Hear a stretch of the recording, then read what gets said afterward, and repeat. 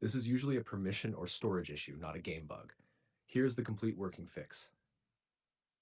Why this happens. Most common reasons: game not running as administrator, Windows Defender blocking save folder, controlled folder access enabled, OneDrive interfering, no disk space, corrupted save file. Fix when run game as administrator, most important. 1. Go to game folder. 2. Right-click game.exe. 3. Properties compatibility. 4. Enable run this program as administrator. 5. Apply OK. Launch again. Fix 2. Disable controlled folder access, very common cause. Go to Windows Security, Virus and Threat Protection, Ransomware Protection, Controlled Folder Access. Turn it off, or click Allow an app through controlled folder access. Add the game.exe file. Error solved in most cases. Fix 3. Check Save Folder Permissions. Go to Documents or C, Users, Your Name, App Data Local. Find the game save folder. Right-click Folder, Properties, Security. Make sure your user account has full control.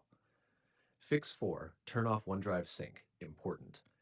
If Documents folder is syncing with OneDrive, pause OneDrive, or move Save folder out of OneDrive directory. Sometimes Cloud Sync blocks write access.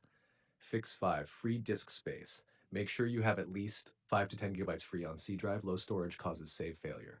Fix 6. Verify game files. Steam, library, right-click game, properties, installed files, verify integrity. Fix 7. Delete corrupted save if still not working. Go to save folder, backup files.